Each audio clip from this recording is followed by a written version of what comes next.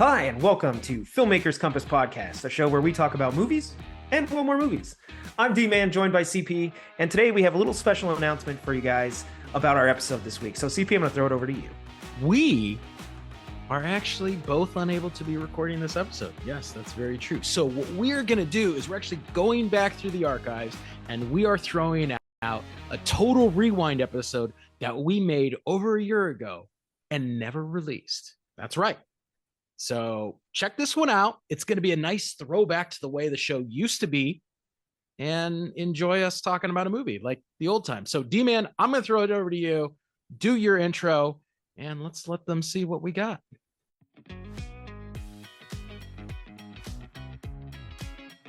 Hi, and welcome to Total Rewind, a Filmmakers Compass Podcast, where we talk about movies 30 years and older and see if they still hold up.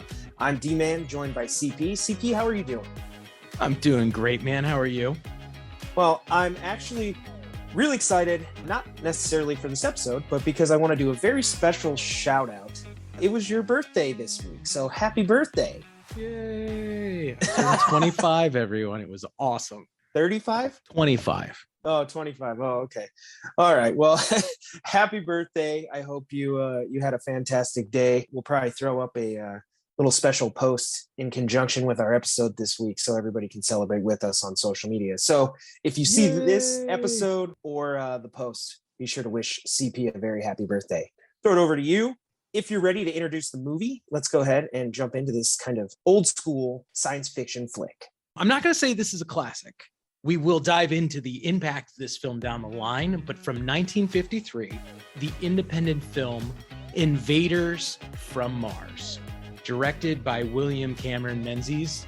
I don't know that you've heard of anyone else in it, and that's okay. You should check this film out anyway. It's kind of a different movie. Fun fact, you can actually watch this movie for free on Tubi. Yay! So shout out to Tubi. Thank you for hosting this old school science fiction movie. And it was cool. I think they actually had a 1986 remake version as well. Yes. So be sure to go for the 1953. That's the one we're going to be discussing today. It was really cool to go back and take a look at another old science fiction film. We've done a couple now on this podcast, and it's one of those genres that has been around for so long. One of the things that really fascinates me right out of the gate is, so it's Invaders from Mars. I found it so funny that if you actually look back at like old science fiction, not just movies, but comics, books, movies, all of it, how aliens were just synonymous with Mars and like Martians. I don't know. It just kind of blows my mind. Aliens were flying saucer, green, big head, Mars. Yeah.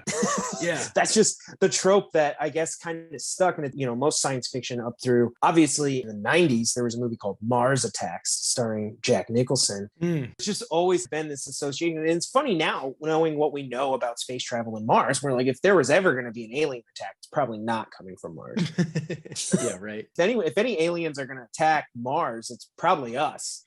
We're the invaders, right? We're the ones trying to go to Mars. So I don't know. It's just funny looking back on it now, how synonymous that was. Like literally, you could just swap the word alien and Martian, and I think everybody would know exactly what you're talking about.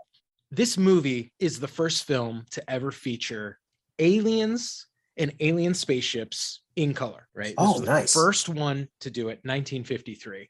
And why does that matter? Because this movie actually predates the space race. Ooh, fascinating. The Russian satellite Sputnik was launched in 1957. Okay. This movie, for most people, is just, you know, the concept of space travel and going to other planets was literally the imagination. This movie is coming right on the heels of early UFO events like Roswell and the Mandela incident and the Gorman dogfight, things that at the time people were looking at in the world and convinced aliens from Mars were going to be attacking. What's interesting is like at this point, the space race hasn't even happened. For us, we take for granted the fact there's been satellites that travel deep into the galaxy and there's photographs from telescopes and we've gone to the moon and people go to the International Space Station and like all this stuff. To us, space travel is just a matter of how far have we gone. Mars, we'll eventually get to Mars. We already have a rover there, so it's a matter of time now. But if you go pre-space race, for a lot of people, the understanding of space travel was probably just science fiction. It was like not inevitable. It's probably like, I don't even really think about it as real. It's fascinating too that you look at this movie as like a science fiction precursor to other things like Star Wars. We got to mention Star Wars. Red Birds, the Iron Giant, he said, was influenced by this film. I look at,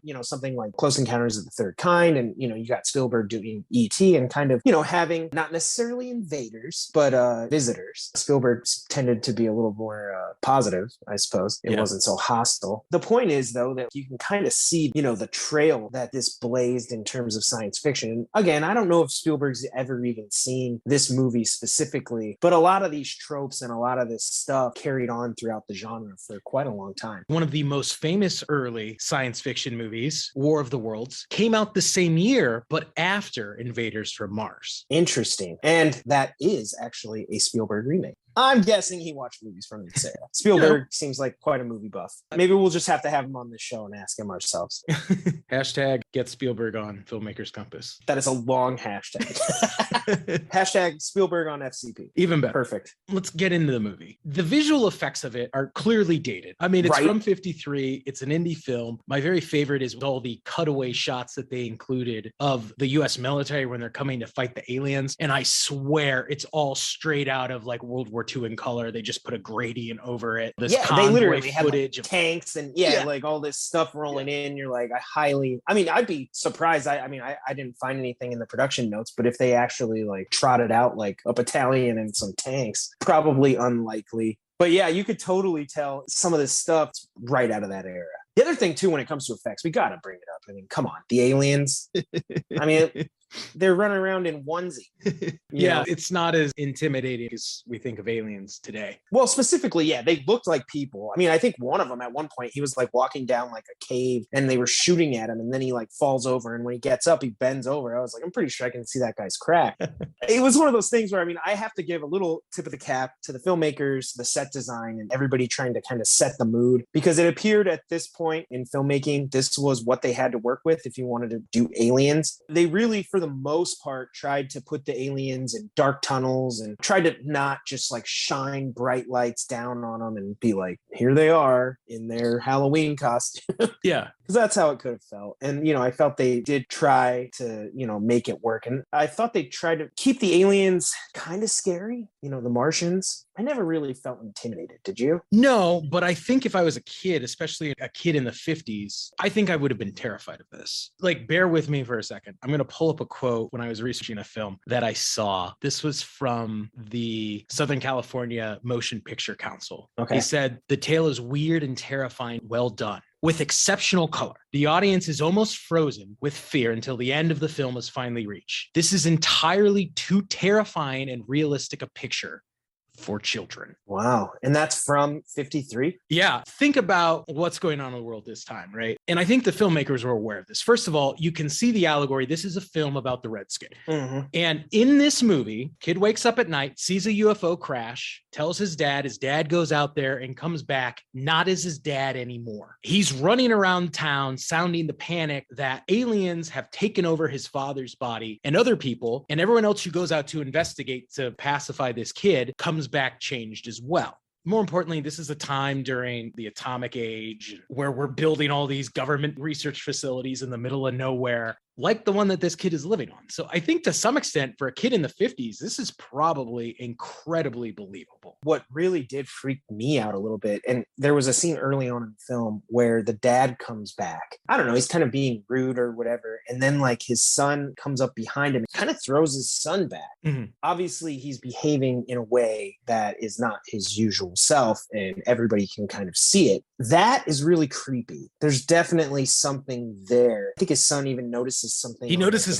there's a little mark on the back of the neck of everyone. Yeah, he's like, aliens have control of. And he gets agitated. That is really creepy, because there is something about when you're a kid and the people are supposed to be the authority figures are compromised. You're kind of like, oh, it's up to me. At this point, when you're that young, you've probably never been empowered to do anything like that. Yeah. I don't know. That would be creepy though. Like, you think about it, if there's a monster in your closet or you're, under your bed or something's creaking outside your window, what do? You go find your mom. You go find your dad. What if they're not there? Or what if they're with the bad guys? And then that's what this is about. And I mean, that's got to be incredibly freaky as a kid, especially then. Because I don't know if this kind of concept, Invasion of the Body Snatchers, right, was after this. This concept of aliens taking over people's bodies. For all we know, this was the first time anyone's heard of it. That was the one thing that stood out to me. Unfortunately, the aliens themselves were not that imposing. I think at one point they had a shot of like a female alien, big head. I don't know. Yeah, she's got like a dome over her head or something. Yeah, I was like, I'm not feeling it. Not scary. If anything, it was kind of laughable. I really like the beginning half of the film where he's running around town, and in the way that it's shot, he's going to like the police station and they have these really long, desolate hallways, and he looks small. He looks like a kid he is a kid. The filmmakers are drawing attention to the fact that this kid is powerless. You feel that in the early parts of the film. Then the army rolls into town and it gets to be more of this, how do we kill aliens? Which just it loses the style and the suspense that they've built through the way they're telling the story. That's definitely a trope that like Spielberg, improves upon, that whole idea of kids becoming the heroes of the story. And I think the biggest homage we've seen to that recently is Stranger Things, where there's literally a monster that snatched a kid and it's attacking this town, and the kids believe that it's really the monster, but everybody else is like, you guys, you're just kids. What do you know? Any adult that believes it is crazy. That still comes up in our science fiction today. Something else I wanted to ask you about the film, the ending. That's what I was just going to say. What did you think about the ending? To our listeners, I don't know that we've talked about this specifically. Spoiler alert, it's 1953. I think we can get away with ruining the ending of this movie, but it was all a dream. The kid wakes up and his parents are back and he's like, oh my gosh, I'm okay. And then it even twists on that when he looks out his window and there's another flying saucer and all this stuff. I personally am not a fan of those types of endings. I've always felt that they somewhat undermine the lessons learned and the hardships endured over the course of a story. Yeah. Even though there's this great kind of like meta moment of me being like, oh, it wasn't real, when the whole thing's a movie. Don't get so bent out of shape. Like none of it was real. But I don't know. I never liked those type of endings. And granted, again, we're talking about 1953. So I don't know what this brought to the table in terms of being first. They were the first people to do it was a dream. Kudos to you. I don't know. I've never been a fan of that. The twist is maybe something along the lines of like Inception. He spins the top and then walks off to be with his family. But I feel like Nolan gets away with something like that because he closes the arcs for his characters. Leo's character is going to be with his family, whether it's in a dream or whether it's reality. It doesn't actually matter whether the top falls or not, his totem. In that case, I think it worked. The guy who ruined twist endings, ironically, like M. Night Shyamalan, where he literally started constructing entire movies around the twist at the end. I thought one where it worked was like Sixth Sense. Spoiler alert again, if you haven't seen Sixth Sense. Bruce Willis was dead the whole time. It was a dream the whole time. I think that works too, because if you were to just take that away, I actually really enjoyed that movie. Like, let's assume Bruce Willis' character is alive. Maybe he gets back with his wife, or maybe they reconcile. I thought the movie worked really well. He was able to help this kid, and this kid was also able to help him, not just move on, but move on. Yeah. Maybe he doesn't get back with his wife, but he's able to actually move on with his life. I thought that story, so here, I don't know. They're throwing it back in this whole kind of like, did any of this actually happen? But then there's a saucer out there, and I was like, I don't know. What are your thoughts? Well, I don't like it. It makes the heroic actions of heroes not matter. They didn't actually do what we thought that they did. They didn't grow. They didn't change. There was no sacrifice. My wonder is this. Story credit for the film goes to John Tucker Battle, who wrote the original treatment. The idea for the story was based off of a dream that his wife had. She dreamed this movie, told him, he's like, that's a cool idea for a film. I don't know if in some way that was kind of a nod to her and the fact that this came from a dream. I mean, I could respect that. I mean, I can't carry that knowledge around with me. Obviously, I just watched it and I didn't know that. Now knowing that, if that was intentional and he was like, hey, that's kind of a nod to like where this whole thing came from, I'm like, I mean, that's kind of fun. I could see that. There is a British cut of this film that just removes the possibility that this was a dream. It's much more definitive. Aliens are destroyed. Army has control of the town. Things are back to normal. I probably would have liked that better. I kind of agree. I've never seen it. That's more the conclusive ending that we want. I feel like you see a lot of, we're actually kind of getting past it because, you know, some of the people out there making short films are incredibly talented. But I remember when I was younger with a lot of up and coming filmmakers, you know, real young, like 16 to probably 22, you'd see a lot of short films at student film festivals and things like that, where the movie would end and it was all a dream. And I don't know, I just always felt, like you said, it almost felt like the filmmakers themselves thought it was really clever, but I always thought it was like, I don't know, it's just not. It'd be better if you just made like a powerful story. Yeah, right. I don't know. That's my opinion on the ending. I guess it doesn't really hurt the film in any way. It's just not my personal taste, is what I'm saying. So I know something else you wanted to mention was the director.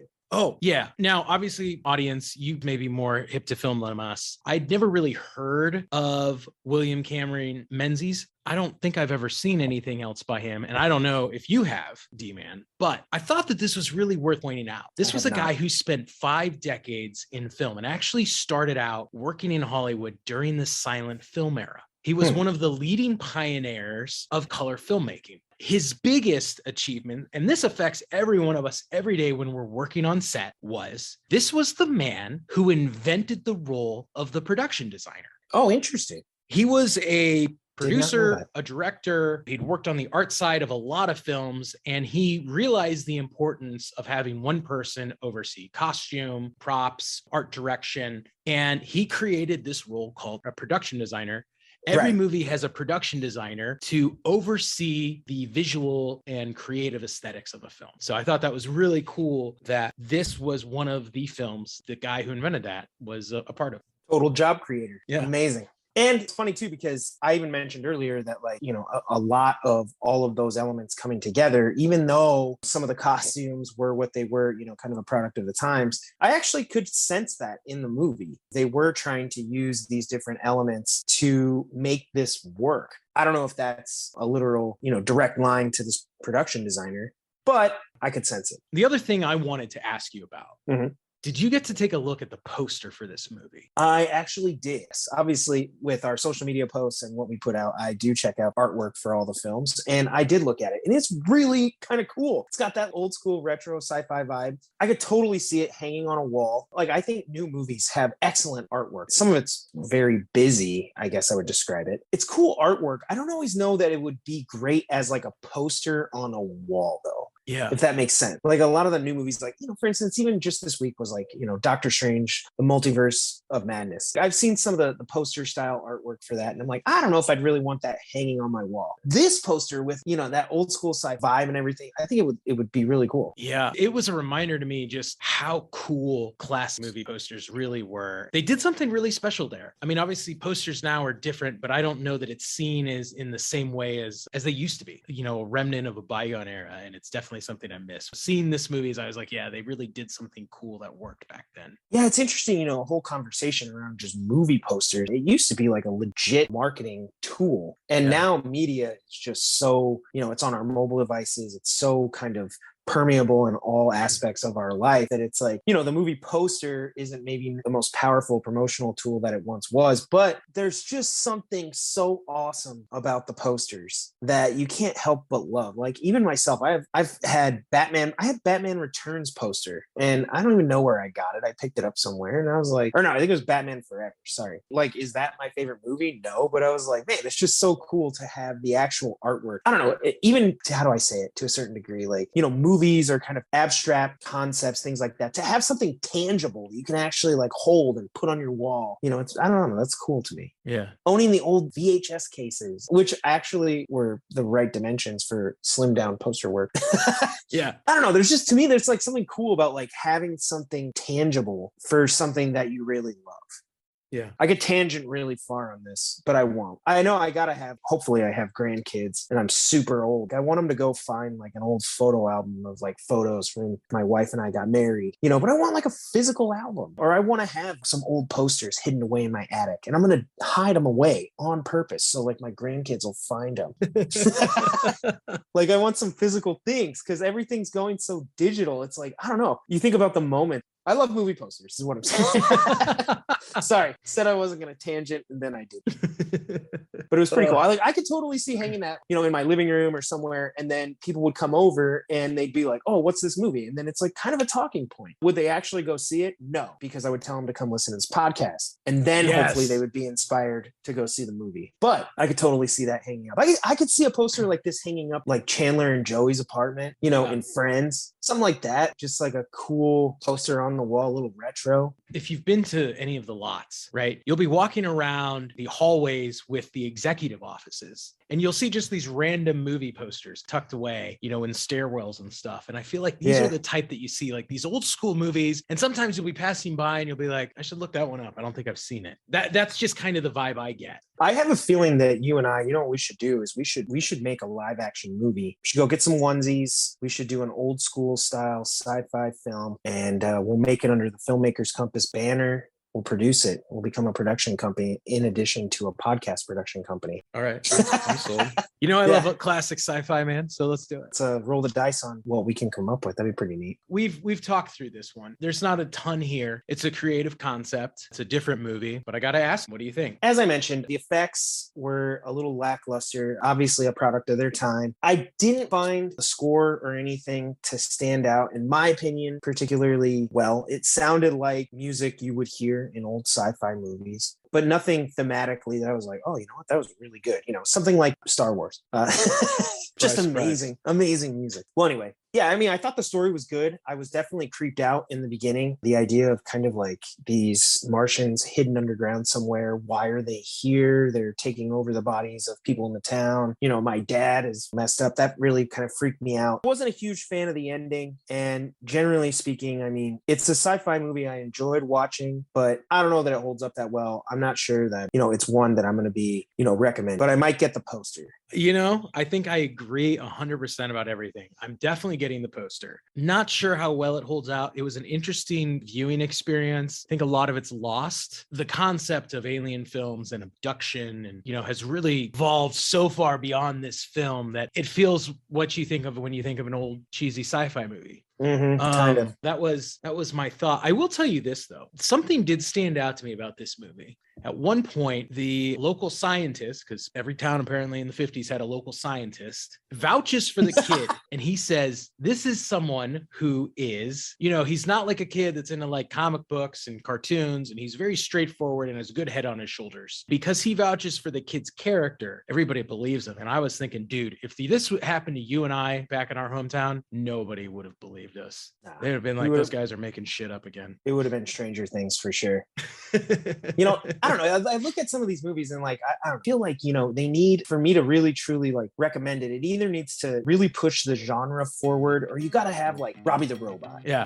Just something that you're like, oh my God, he like stole the show. It's totally worth it. If only just to be introduced to this like crazy character. Just to me, it just didn't seem like anything quite stood out to that level where I'm like, I'm going to give this big recommendation. Like you said, it feels like an old sci-fi movie. Yeah. So if you're into that, you'll probably love it. But otherwise, I don't know if there are some really cool groups and stuff online about, sci-fi buffs and all that. So join those and watch Invaders from Mars. Hope you guys enjoyed the show. Thank you so much for tuning in. You can follow the show at filmmakerscompass.com, where we are listed on all the major podcast directories, as well as our social media. All the links are there. And you can also find us on YouTube, where there's a video version of this show. So CP, I'm going to send it over to you and take us out. Thanks for hanging out and talking movies with us again. We hope that you're going to keep watching movies, and we'll be back here next week to talk about another one.